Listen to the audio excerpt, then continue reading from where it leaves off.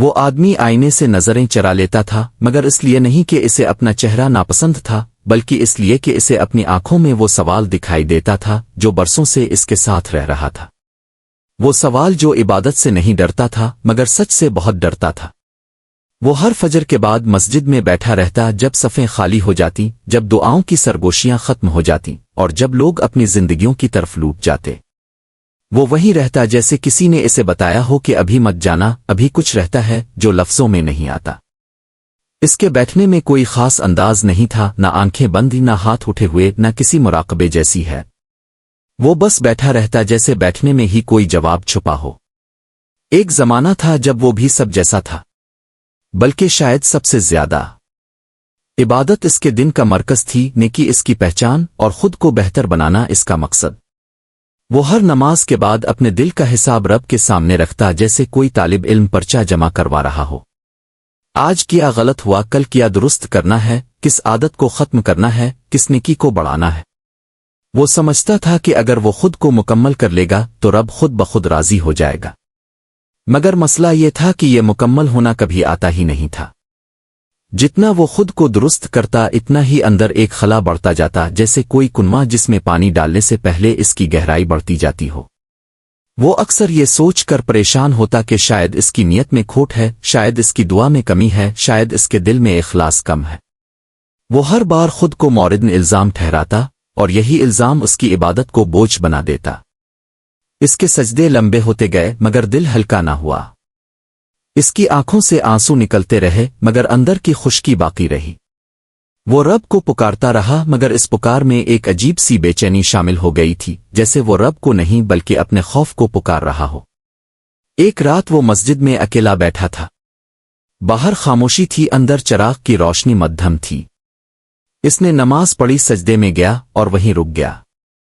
اس رات اس کے پاس مانگنے کو کچھ نہیں تھا، شاید وہ سب کچھ مانگ مانگ کر تھک چکا تھا۔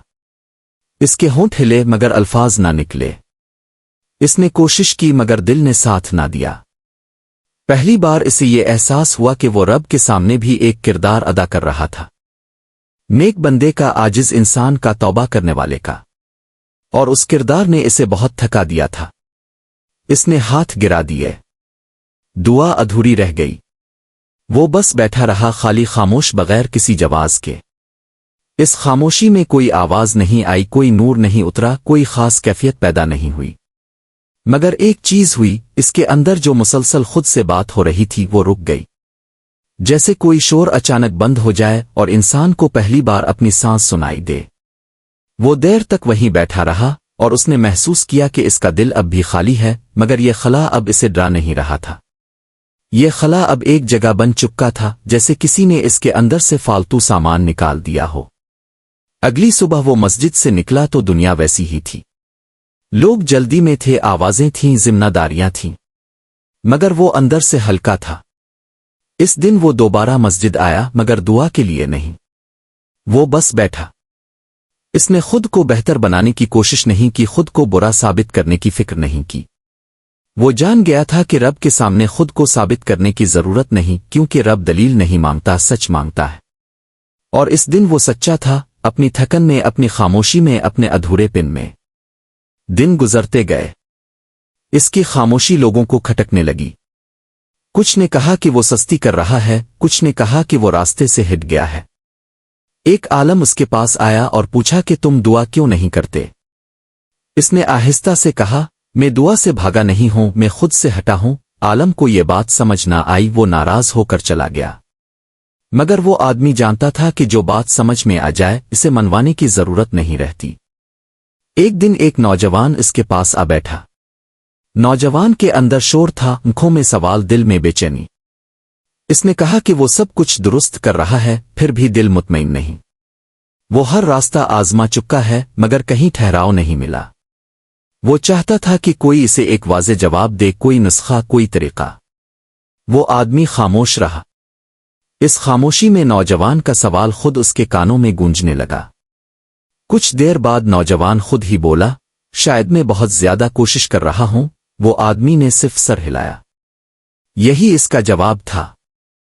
رفتہ رفتہ اس مسجد میں عجیب سی تبدیلی آنے لگی۔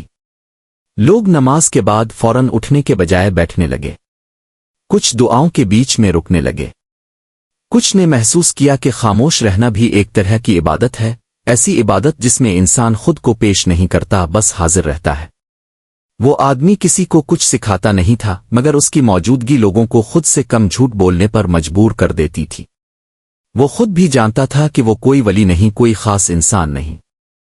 इसके अंदर अब भी कमजोरियां थीं, ख्वाहिशें थीं, गलतियां थीं, मगर अब वो उन सब को लेकर रब के सामने खड़ा हो जाता था, बगैर किसी पर्दे के। इसने सीख लिया था कि नेकी रब को मुतासिर नहीं करती, सच्चाई करती है। और सच्चाई अक्सर बदनुमा होती है, अधूरी होती है, मगर यही इसकी खूबसूरती है। एक रात वो फिर मस्जिद में अकेला बैठा था। इसने आसमान की तरफ देखा और आहिस्ता से दिल में कहा, रब, आज भी मेरे पास कुछ नहीं है। इसने दुआ मुकम्मल नहीं की। वो जानता था कि अब इसे मुकम्मल करने की जरूरत नहीं। इस लम्हे इसे वो सुकून मिला जो बरसों की कोशिश में नहीं मिला था। वो सुकून जो किसी कामयाबी का नतीजा नहीं, बल्कि हार मान लेने का तोहफा होता है। कुछ अरसे बाद लोग कहने लगे कि वो आदमी अब कम नजर आता है। कोई कहता वो कहीं चला गया, कोई कहता वो बदल गया है, मगर हकीकत ये थी कि वो कहीं नहीं गया था। वो बस खुद से हिट गया था। और जब इंसान खुद से हिट जाता है तो रब के लिए जगह बन जाती है। और यही तसव्वुफ है, रब को पाने की कोशिश नहीं, खुद को छोड़ देने की हिम्मत, ताकि जो हमेशा से पास है वो दूर ना लगे।